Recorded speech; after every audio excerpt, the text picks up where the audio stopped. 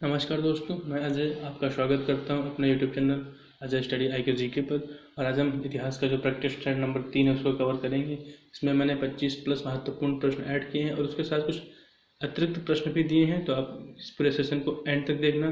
आपके पेपर में इससे ज़रूर ना कोई ना कोई क्वेश्चन जरूर आएगा। इतिहास से संबंधित 5 प्रश्न आने हैं, हो सकता है यहीं से कोई क्वेश्चन आ जाए। तो चलिए एंड तक क्वेश्चन देखिए सारे, और कितने आपने इसमें सही किया, आपका स्कोर कितना था, हमें कमेंट बॉक्स में ज़रूर बताएं। तो शुरू करते हैं बिना ज़्यादा समय लिए हुए। पहला प्रश्न है, कांग्रेस की स्थापना किसने की थी? जो भारतीय राष्ट्रीय कांग्रेस है इसकी स्थापना किसने की थी? तो इसकी स्थापना देखिए ए हो ह्यूम ने की थी 1885 एडी में, यानी 1885 ईस्वी में इसकी स्थापना की थी ए ओ ह्यूम ने। इन्हें हर्मिट ऑफ शिमला भी कहा जाता है, शिमला का शातु भी कहा जाता है किसको? ए हो ह्यूम को। इनके संस्थापक हैं कांग्रेस के। 1885 में देखिए प्रथम अधिवेशन भी होता है, कहाँ? मुंबई में होता है। और इसके प्रथम अध्यक्ष कौन होते हैं? तो व्योमेश चंद्र बनर्जी, व्योमकेश चंद्र बनर्जी, WC बनर्जी इनके प्रथम अध्यक्ष होते हैं। प्रथम महिला अध्यक्ष की बात करें तो एनी बेसेंट, जो कि प्रथम महिला अध्यक्ष होती है कांग्रेस की। अधिवेशनों की प्रथम महिला अध्यक्ष कौन पूछे तो एनी बेसेंट। और प्रथम अधिवेशन के जो प्रथम अध्यक्ष थे तो WC बनर्जी। स्थापना 1885 में किसने की थी? A.O. ह्यूम ने। अगला प्रश्न है, कांग्रेस के किस अधिवेशन में कांग्रेस का विभाजन हो गया या किया गया जो भी हो? तो जो कांग्रेस के कौन सा ऐसा अधिवेशन था जिसमें कांग्रेस जो है 2 दलों में विभाजित हो गई थी? तो इसका जो सही आंसर है ऑप्शन डी हो जाएगा 1907 में। जो 1907 का सूरत अधिवेशन होता है, इसकी अध्यक्ष थे रास बिहारी बोस जी। इसी में देखिए कांग्रेस का क्या हो जाता है? डिवीजन हो जाता है गर्म दल और नरम दल में, ठीक है। उग्रवादी चरण जो थे और नरमवादी लोग थे उनमें आपस में डिवीजन हो जाता है, यानी डिवाइड हो जाता है। 1907 का सूरत अधिवेशन याद रखना। अध्यक्ष कौन थे? रास बिहारी बोस थे। 1906 के देखिए कोलकाता अधिवेशन, अध्यक्ष कौन थे? दादा भाई नौरोजी थे। इसमें क्या हुआ? स्वदेशी शब्द का प्रयोग किया गया, स्वदेशी शब्द का प्रयोग किया गया और स्वराज की मांग की किसके द्वारा? बाल गंगाधर तिलक के द्वारा 1906 के कोलकाता अधिवेशन में। ये भी पूछा जा सकता है कि बाल गंगाधर तिलक ने किस अधिवेशन में कांग्रेस के किस अधिवेशन में स्वराज की मांग की? तो कोलकाता अधिवेशन में 1906 ईस्वी के कोलकाता अधिवेशन में स्वदेशी शब्द का प्रयोग किया, क्योंकि 1905 में देखिए बंगाल का विभाजन कर दिया गया था। इसी के बाद जो 1906 का जो अधिवेशन आता है इसमें स्वराज की मांग होती है और स्वदेशी शब्द का प्रयोग किया जाता है। आगे बढ़ते हैं अगले प्रश्न पर। तीसरा प्रश्न है, किस अधिवेशन के तहत, देखिए अधिवेशन नहीं बल्कि किस अधिनियम के तहत, यहाँ अधिनियम होगा, किस अधिनियम के तहत मुगल सम्राट के पद को समाप्त कर दिया गया? तो जो भारत शासन अधिनियम आया आपका 1858 में, 1858 में देखिए 1857 में क्रांति होती है, प्रथम स्वतंत्रता संग्राम होता है। उसके बाद जो एक्ट आता है उसके तहत देखिए बहुत सारे परिवर्तन किए गए। कौन कौन से परिवर्तन थे मैं आपको बताता हूँ। ऑप्शन सी पर इससे बिल्कुल सही हो जाएगा, भारत शासन अधिनियम 1858 में। भारत शासन अधिनियम 1858 के तहत जो कुछ चेंजेस है वो कौन कौन से थे? सबसे पहला अगर याद रखें तो मुगल सम्राट के पद को समाप्त कर दिया गया। आपको यहाँ पर याद रखना होगा कि 1857 में देखिए बहादुर शाह जफर ने दिल्ली से संचालन किया था इस स्वतंत्रता संग्राम का, क्रांति का। और उसके बाद जब 1858 का जो एक्ट आता है उसके तहत मुगल सम्राट के पद को समाप्त कर देते हैं, समाप्त कर दिया गया। भारत के जो राज्य सचिव की स्थापना की गई या उनकी नियुक्ति की गई, तो भारत के राज्य सचिव होंगे, ऐसा पद की व्यवस्था की गई, स्थापना की गई। कंपनी का जो अधिकार था वो समाप्त कर दिया गया। अब कंपनी व्यापार करने जो आई थी वो अधिकार जिस क्षेत्र पर था उसको हटा कर अब ब्रिटिश क्राउन के हाथों में उसका अधिकार या शासन चला गया। और गवर्नर जनरल से वायसराय नाम कर देंगे। ये भी याद रखना कि जो अभी तक भारत के जो गवर्नर जनरल हुआ करते थे, नहीं जो ब्रिटिश भारत था उसके जो गवर्नर जनरल थे उनका नाम बदलकर वायसराय कर दिया गया। इतने सारे चेंजेस आपके 1858 के एक्ट में हुए। और भी बहुत सारे चेंजेस थे जो इंपॉर्टेंट थे, मैंने वहाँ पे इंक्लूड किए हैं। पहला, मुगल सम्राट के पद को समाप्त कर दिया गया और अंतिम मुगल सम्राट कौन थे? बहादुर शाह जफर। और ब्रिटिश शासन समाप्त हो गया, सॉरी कंपनी का शासन समाप्त हो गया और ब्रिटिश क्राउन के हाथों में चला गया, सम्राट के हाथों में चला गया भारत का शासन। किस एक्ट के तहत? 1858 के तहत। अगला प्रश्न है कि हर्षवर्धन प्रति 5वें वर्ष अत्यधिक दान करते थे, यह घटना क्या कहलाती थी? यह घटना या जो दान का जो प्रक्रिया थी क्या कहलाती थी? प्रति 5वें वर्ष को विशाल दान का आयोजन करते थे। तो जो हर्षवर्धन थे ये जो ये दान करते थे, ये कार्यक्रम या इनकी घटना कहलाती थी महामोक्ष परिषद। प्रति 5वें वर्ष जो दान देते थे वह कार्यक्रम या वह योजना क्या कहलाती थी? महामोक्ष परिषद के नाम से जाना जाता था। आगम की बात करें तो जैन साहित्य को आगम कहा जाता है। महापरिनिर्वाण की बात करें तो महापरिनिर्वाण जो गौतम बुद्ध की ये मृत्यु हो जाती है, मृत्यु की घटना बौद्ध धर्म में महापरिनिर्वाण के नाम से जानी जाती है। और महाभिनिष्क्रमण की बात करें तो जो महाभिनिष्क्रमण है इसका अर्थ होता है गृह त्याग। जब बौद्ध धर्म में आपके जो गौतम बुद्ध जी थे 29 वर्ष की अवस्था में जब ग्रह का त्याग किया, अपने घर का त्याग किया, तो यह घटना बौद्ध धर्म में महाभिनिष्क्रमण कहलाती है या कही जाती है। आगे बढ़ते हैं अपने अगले प्रश्न पर।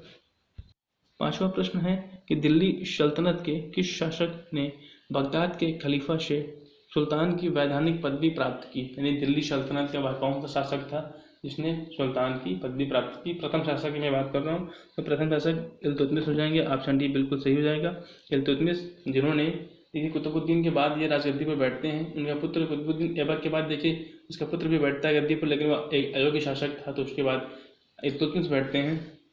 और इल्तुतमिश जो है वो सुल्तान के पदवी प्राप्त करने वाले दिल्ली सल्तनत का प्रथम शासक था। किससे? बगदाद के खलीफा से सुल्तान की पदवी प्राप्त करने वाला। और दिल्ली सल्तनत के प्रमुख राजवंश हैं, उनकी बात कर लेता हूँ, कौन कौन से वंशों ने दिल्ली पर शासन किया या दिल्ली सल्तनत के कौन कौन से वंश थे उनकी बात करूँ। देखिए सबसे पहले गुलाम वंश, इनके संस्थापक कुतुबुद्दीन ऐबक थे और समयावधि 1206 से 1290 एडी के आसपास थे। देखिए पीडीएफ आपको मिल जाएगी डिस्क्रिप्शन में, तो आप पीडीएफ से पूरा अच्छे से पढ़ लेना। खिलजी वंश के संस्थापक जलालुद्दीन फिरोज खिलजी थे। तुगलक वंश के संस्थापक गयासुद्दीन तुगलक, सैयद वंश के खिजर खां और लोधी वंश के बहलोल लोधी। इनके जो समय पीरियड पूरा आपको पीडीएफ में डिटेल में मिल जाएगा, आप आराम से पढ़ लेना। आगे बढ़ते अपने अगले प्रश्न पर। छठा प्रश्न है कि अकबर ने किस विजय के पश्चात बुलंद दरवाजे का निर्माण करवाया? अकबर थे कौन सी युद्ध को जीतने के बाद बुलंद दरवाजा का निर्माण करते हैं? तो बुलंद दरवाजा का निर्माण होता है गुजरात विजय के बाद। ऑप्शन डी बिल्कुल सही है, गुजरात विजय के बाद उसका निर्माण करते हैं। अकबर की जो प्रमुख स्थापत्य कला यानी और जो निर्माण कला थी वो कौन कौन सी थी? देखिए दिल्ली में हुमायूं का मकबरा उसने बनवाया, आगरा का लाल किला, दीवान खास, बुलंद दरवाज़ा, पंचमहल, इबादत खाना, लाहौर का किला और इलाहाबाद का किला। ये इतने इंपॉर्टेंट जो स्थापत्य के क्षेत्र में अकबर ने योगदान दिया था। सातवां प्रश्न है कि इलाहाबाद स्तंभ लेख, जिसे हम कहते हैं प्रयाग प्रशस्ति या इलाहाबाद स्तंभ लेख, प्रयाग प्रशस्ति, सारे एक ही नाम है, किस शासक से संबंधित हैं? किस राजा से संबंधित हैं? इसका सही ऑप्शन हो जाएगा ऑप्शन डी समुद्रगुप्त से। समुद्रगुप्त से संबंधित है कौन? प्रयाग प्रशस्ति लेख। इसमें जो इसका दरबारी कवि कौन था? हर्षण, यानी लेखक इसके कौन है? हर्षण है। यही दरबारी कवि थे किसके? समुद्रगुप्त के। इसमें समुद्रगुप्त की उपलब्धियों का, उसके युद्ध का वर्णन है, युद्ध द्वारा जीते गए क्षेत्रों का, आर्यावर्त के 9 और दक्षिणावर्त के 12 राजाओं को उसने पराजित किया था। समुद्रगुप्त की जो उपाधियां थी, कविराज हैं, विक्रमंक हैं, अश्वमेध कर्ता किसकी उपाधियां हैं? शिशुनाग की बात करें, शिशुनाग वंश जो है शिशुनाग वंश का संस्थापक है।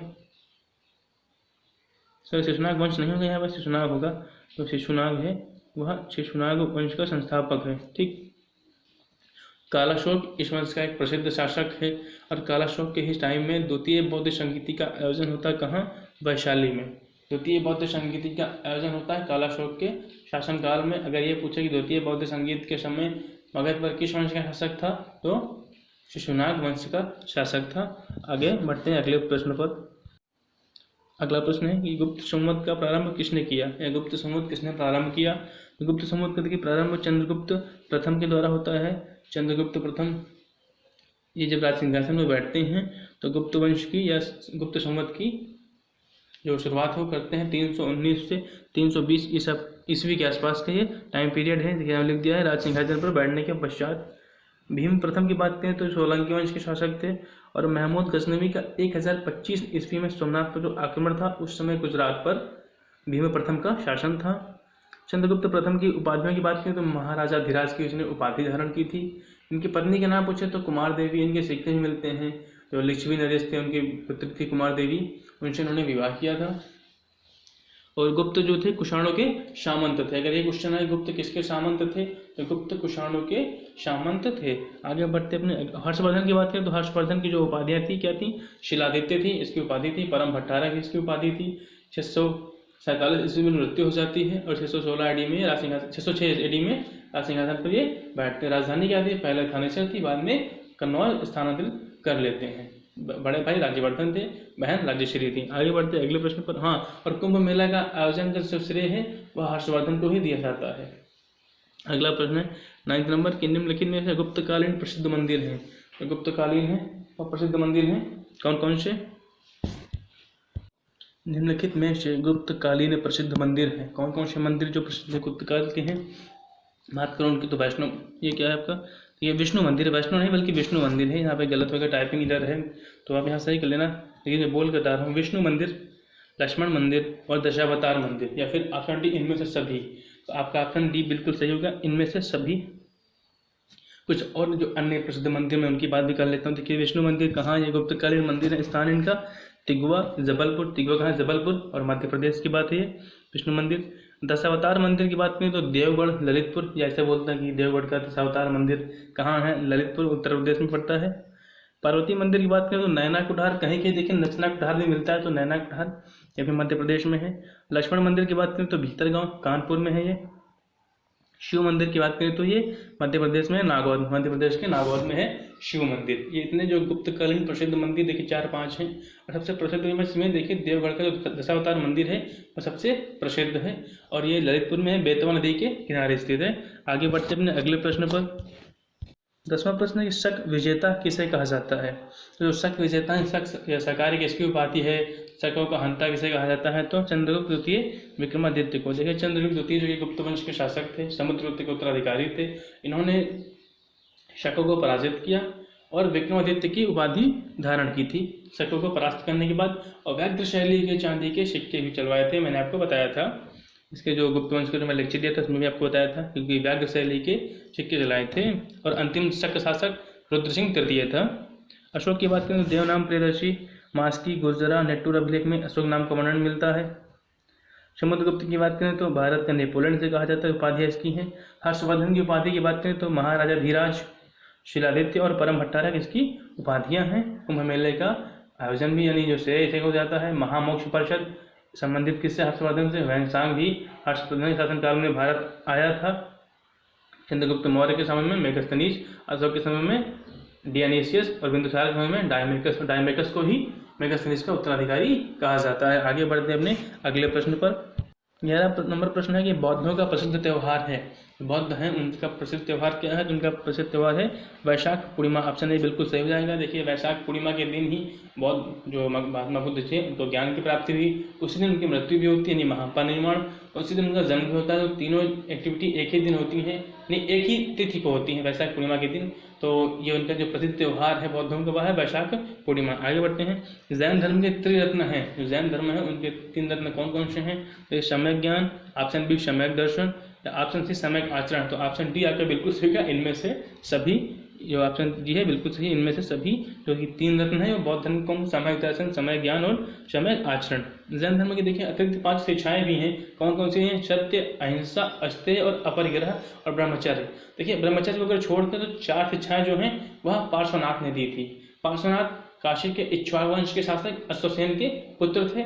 30 वर्ष की अवस्था में संन्यास जीवन को स्वीकारा था।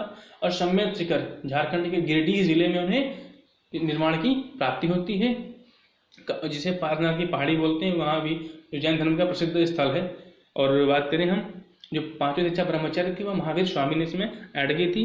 प्रथम जैन संगीति देखिए 300 ईसा पूर्व में पाटलिपुत्र में होती है और इसके अध्यक्ष स्थूलभद्र की अध्यक्षता में होती है। द्वितीय बौद्ध संगीति वल्लभी में होती है।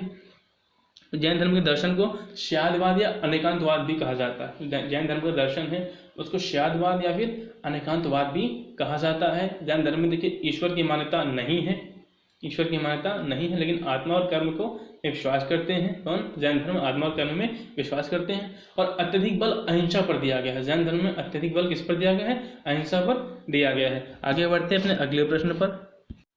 वैदिक साहित्य में वर्णित सबसे महत्वपूर्ण नदी है। जो वैदिक साहित्य है सबसे महत्वपूर्ण नदी कौन है वैदिक काल की? तो सबसे अधिक बार देखिए वेदों में किसका वर्णन किया गया है? सिंधु नदी का वर्णन किया गया है सबसे अधिक बार, सबसे ज़्यादा बार सिंधु नदी का वर्णन मिला है। गंगा नदी का देखिए 1 बार और यमुना नदी का 3 बार वर्णन मिलता है। और जो सरस्वती नदी सबसे पवित्र नदी मानी जाती है। जो सरस्वती नदी है उसको नदी तमा, माते तमा भी कहा जाता है और सबसे पवित्र नदी है आपके वैदिक काल की या वैदिक सभ्यता की। और जो सिंधु नदी है वर्तमान में पाकिस्तान की नेशनल रिवर भी है। आगे बढ़ते हैं अगले प्रश्न पर। 14वां नंबर प्रश्न है कि सिंधु सभ्यता का विनाश का कारण है। तो सिंधु सभ्यता है उसका विनाश का सबसे तत्कालिक कारण क्या है जो समझ में आए? तो सिंधु सभ्यता का विनाश का कारण देखिए जलवायु परिवर्तन, बाढ़, महामारी या फिर इनमें सभी। तो इसका देखिए जो उपयुक्त जो कारण है, अभी तो बताते हैं कि जलवायु परिवर्तन ही हुआ रहा होगा, लेकिन अब आपके आसन में इनमें सभी है। तो तीनों तथ्य कोई एग्जैक्ट रीजन पता नहीं कि किस कारण से इसका विनाश हुआ। तो कुछ वैज्ञानिक जलवायु परिवर्तन बताते हैं, कुछ इतिहासकार इसे बाढ़ भी बोलते हैं, और कुछ महामारी। तो ये आपका ऑप्शन डी बिल्कुल से इनमें से सभी। आगे बढ़ते अपने अगले प्रश्न पर। 15वां नंबर प्रश्न है कि उत्तर वैदिक काल में प्राप्त पक्की ईंटों का साक्ष्य कहाँ से मिला है। तो उत्तर वैदिक काल में प्राप्त जो पक्की ईंटें हैं उनका साक्ष्य मिला हमें कौशाम्बी से। ठीक, मेहरगढ़ की बात करें तो मेहरगढ़ में देखिए कृषि का प्राचीनतम साक्ष्य मिला है। मेहरगढ़ में कृषि का प्राचीनतम साक्ष्य नवपाषाण काल के आसपास जब कृषि स्टार्ट हुई थी उस टाइम में देखिए मेहरगढ़ में कृषि का प्राचीनतम साक्ष्य मिला है। अतरंजी खेड़ा की बात करें तो उत्तर वैदिक काल में जो लौह उपकरण, देखिए उत्तर वैदिक काल के आते आते जो आर्य लोग थे वो लोहे से परिचित हो चुके थे। महाजनपद के प्रारंभ यानी स्टार्टिंग में ही लोहे से परिचित हो चुके थे। तो लोह उपकरण कहाँ से प्राप्त हुए, तो उत्तर प्रदेश के एटा जिले के अतरंजी खेड़ा में। और मेहरगढ़ कहाँ है, बलूचिस्तान में है, वर्तमान में पाकिस्तान में। कौशाम्बी की बात करें तो मैंने बता दिया ना, उत्तर वैदिक काल में प्रयुक्त पक्की ईंटों का साक्ष्य। 16 नंबर है जैन धर्म के प्रथम तीर्थंकर ऋषभदेव हैं। ठीक बिल्कुल हैं। उनका प्रतीक चिन्ह क्या है, तो जो जैन धर्म के प्रथम तीर्थंकर ऋषभदेव उनका जो प्रतीक चिन्ह है वह शांड है। कहीं ये वृषभ भी होता है या बैल, आपका आकलन सही होगा शांड। ठीक है। और जो अष्टनेमी है वो 22वें तीर्थंकर है। शंख इनका देखिए प्रतीक चिन्ह है। अजितनाथ द्वितीय तीर्थंकर है, हाथी का प्रतीक चिन्ह है। शांति जो है वो 16वें तीर्थंकर है, हिरण प्रतीक चिन्ह है। शंभवनाथ तीसरे तीर्थंकर हैं और घोड़ा इनका प्रतीक चिन्ह है। महावीर स्वामी देखिए अंतिम एवं 24वें तीर्थंकर हैं और सर्प सिंह इनका प्रतीक चिन्ह है। पार्श्वनाथ का सर्प प्रतीक चिन्ह है। आगे बढ़ते हैं अगले प्रश्न पर। अशोक ने बौद्ध धर्म के प्रचार के लिए अपने पुत्र पुत्री को कहाँ भेजा था। सभी को पता है कि महायान संघमित्रा इनके पुत्र एवं पुत्री थे और इन्होंने श्रीलंका भेजा था बौद्ध धर्म के प्रचार प्रसार करने के लिए। अगर पूछे कि नेपाल में बौद्ध धर्म का गमन किसके शासनकाल में हुआ था, तो राजा अशोक के शासनकाल में ही हुआ था। श्रीलंका में भी और आपके नेपाल में भी और हिमालयवर्ती देशों में भी उसी के समय यह बौद्ध धर्म का प्रचार प्रसार करते हैं। आगे बढ़ते अपने अगले प्रश्न पर। वैदिक काल में युद्ध के लिए प्रयुक्त शब्द है, जो वैदिक काल है उसमें जो युद्ध होता था और किसके लिए होता था और प्रयुक्त शब्द क्या है, तो गविष्ठी है। गविष्ठी का अर्थ होता है गायों की खोज। युद्ध होते थे वो अत्यधिक पशुधन के लिए होते थे। उस समय जो वस्तु विनिमय प्रणाली थी या अत्यधिक जो प्रिय पशु था वह गाय ही थी। पवित्र पशु भी गाय था। गाय को अगन्या कहा जाता था, यानी ना मारा जाने योग्य पशु। और अगर कोई गाय को दंड या मारता था या कुछ देता था तो उसको दंड देने का भी प्रावधान था। अमाजू की बात करें तो वैदिक काल में जो अविवाहित स्त्री थी, जो आजीवन अविवाहित रहती थी, उन्हें अमाजू कहा जाता था। अगन्या गाय के लिए प्रयुक्त शब्द है, इसे ना मारा जाना योग्य भी पशु माना गया है। निष्क और शतमान की बात करें तो उत्तर वैदिक काल में देखिए मुद्राएं, एक तरह की मुद्राएं थी, स्वर्ण धातु की मुद्राएं ही मानी जाती हैं। आगे बढ़ते हैं अगले प्रश्न पर। पानीपत का प्रथम युद्ध किन किन के बीच लड़ा गया था। तो जो पानीपत का जो प्रथम युद्ध था वह इब्राहिम लोदी एवं बाबर के मध्य लड़ा गया था। ऑप्शन सी बिल्कुल सही है, इब्राहिम लोदी एवं बाबर के मध्य, जिसमें बाबर की विजय होती है। ठीक है, आगे बढ़ते हैं। कुछ महत्वपूर्ण युद्धों के बारे में बता देता हूँ आपको। ये पानीपत का प्रथम युद्ध 21 अप्रैल 1526 AD में हुआ, इब्राहिम लोदी एवं बाबर में, और देखिए बाबर विजयी होता है। खानवा युद्ध की बात करें तो 17 मार्च 1527 ईस्वी में राणा सांगा एवं बाबर के मध्य, और इसमें भी बाबर विजयी होता है। चंदेरी के युद्ध की बात करें तो 29 जनवरी 1528 ईस्वी में हुआ, मेदनी राय एवं बाबर के मध्य, इसमें भी बाबर विजयी हो जाता है। घाघरा के युद्ध आपका 1529 ईस्वी में हुआ, इसमें भी अफगान सेना और से बाबर और बाबर विजयी होता है। इस 4 युद्ध में बाबर जीत जाता है। आगे बढ़ते हैं 20वें नंबर प्रश्न पर। सिखों के नवे गुरु की हत्या औरंगजेब ने करवाई थी। नवे गुरु हैं, यानी कौन से हैं जो सिखों के नवे गुरु कौन से हैं, तो गुरु तेग बहादुर सिंह, जिनकी हत्या औरंगजेब ने इस्लाम स्वीकार न करने के उपरांत करवाती थी। देखिए इस्लाम स्वीकार नहीं करने के उपलक्ष्य में, यानी उन्होंने मना कर दिया, उसके बाद उनकी हत्या करवा देता है औरंगजेब। तो सिखों के नवे गुरु कौन थे, गुरु तेग बहादुर सिंह जी। आगे बढ़ते हैं अगले प्रश्न पर। 21 नंबर प्रश्न है, सती प्रथा का प्राचीनतम साक्ष्य कहाँ से मिला है। प्राचीनतम साक्ष्य है कौन सा है, देखिए किरण अभिलेख में पहली बार सती प्रथा का भानुगुप्त की पत्नी है या भानुगुप्त ने उत्कीर्ण करवाया था, और उसमें किसी स्त्री के सती होने का प्रमाण मिलता है। जूनागढ़ अभिलेख की बात करें तो शक शासक रुद्रदामन संबंधित है। एरण अभिलेख भानुगुप्त से संबंधित है। सती प्रथा का पहली बार उल्लेख है। हाथी गुम्फा अभिलेख की बात करें तो कलिंग शासक खारवेल संबंधित है। ये तीर्थ रहित अभिलेख है और इसमें पहली बार भारतवर्ष का उल्लेख मिलता है। पहली बार भारतवर्ष का उल्लेख मिलता है। 22वां प्रश्न है कि राजशेखर दरबारी कवि थे। ये किसके दरबारी कवि थे, तो राजशेखर देखिए महेंद्रपाल प्रथम के राज दरबारी कवि थे। ये गुर्जर प्रतिहार वंश से संबंधित हैं। इनकी जो प्रसिद्ध रचनाएं कौन कौन सी हैं? बाल रामायण एवं काव्य मीमांसा। बाल रामायण एवं काव्य मीमांसा इनकी प्रसिद्ध रचनाएं हैं। राज्यपाल की बात करें तो गुर्जर प्रतिहार वंश का शासक था और महमूद गजनवी के आक्रमण के समय यह गुर्जर प्रतिहार वंश का शासक था। यशपाल की बात करें तो गुर्जर प्रतिहार वंश का अंतिम शासक था। और मिहिर भोज की बात करें तो इसने देखिए आदि वराह की उपाधि धारण की थी। अगर पूछे मिहिर भोज ने किसने कौन सी उपाधि धारण की थी तो आदि वराह की उपाधि धारण की थी। आगे बढ़ते हैं अपने अगले प्रश्न पर।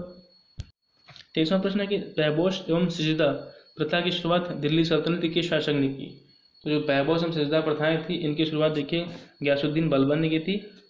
और बलबन देखिए 1268 से लेकर के 1286 ईस्वी तक शासन करता है। दिल्ली सल्तनत का शासक होता है गुलाम वंश का। सिजदा पैबोश नवरोज उत्सव यानी जो पारसियों का त्यौहार नववर्ष का तुर्कान चहलगानी को उसने समाप्त किया था। जो चालसा दल इल्तुतमिश ने बनाया था उसको उसने समाप्त किया। लौह एवं रक्त की नीति अपनाई। इतनी चीज़ें बलबन से संबंधित हैं। बलबन से इल्तुतमिश की बात करें तो 1210 से 1236 ईस्वी तक रूल करते हैं। एकता प्रणाली की शुरुआत टका एवं जीतल मुद्रा जो तांबे की टंका थी और ये चांदी का जीतल इन्होंने चलाया था मुद्रा का चलन। राजधानी दिल्ली स्थानांतरित की। तुर्कान चहलगानी इसने शुरुआत की थी और बलबन ने अंत कर दिया था, जिसे दल चालसा भी कहा जाता है। कैमूर्स की बात करें तो कैमूर्स देखिए गुलाम वंश का अंतिम शासक था। आगे बढ़ते अपने अगले प्रश्न पर। 24वां प्रश्न है कि मालविकाग्नि मित्रम के लेखक हैं। ये मालविकाग्नि मित्रम किसकी पुस्तक है? तो कालिदास इसके लेखक हैं। और अन्य पुस्तकें ऋतुसंहार, मेघदूतम, कुमार संभव और रघुवंशम ये इनकी प्रसिद्ध पुस्तकें हैं। वराहमिहिर की बात करें तो देखिए प्रातः संहिता, पंच सिद्धांतिका इनकी प्रमुख जो पुस्तकें हैं। विष्णु शर्मा की बात करें तो पंचतंत्र इनकी एक प्रसिद्ध पुस्तक है। कौन? पंचतंत्र। अगला प्रश्न है 25वां प्रश्न और अंतिम प्रश्न आज का कि इंकलाब जिंदाबाद, साम्राज्यवाद मुर्दाबाद ये नारा किसने दिया था, किसने कहा था? तो इंकलाब जिंदाबाद और साम्राज्यवाद मुर्दाबाद का नारा देखिए भगत सिंह ने कहा था या भगत सिंह ने दिया था। स्वामी दयानंद सरस्वती ने कहा था वेदों की ओर लौटो। महात्मा गांधी का भारत छोड़ो और हे राम। सुभाष चंद्र की बात में दिल्ली चलो या तुम मुझे खून दो मैं तुम्हें आज़ादी दूंगा इनके प्रसिद्ध नारा थे। ठीक है। बाल गंगाधर तिलक ने कहा था स्वराज हमारा जन्म सिद्ध अधिकार है। तो यहाँ पर देखिए हमारा ये जो पूरे 25 प्रश्न थे ये समाप्त हुए। ठीक है। क्लास आपको कैसी लगी हमें ज़रूर बताएं। अच्छी लगी हो तो लाइक करें और अगर नहीं अच्छी लगी तो डिसलाइक कर दीजिए, कोई दिक्कत नहीं है। ठीक है। इससे अच्छा आपको देने की कोशिश करेंगे कंटेंट। और कितने स्कोर आपने इसमें से किया हमें कमेंट में ज़रूर बताएं और दोस्तों में अपने शेयर करें, चैनल को सब्सक्राइब करें। ठीक है। मिलते हैं अगली क्लास पे और तब तक के लिए जय हिंद।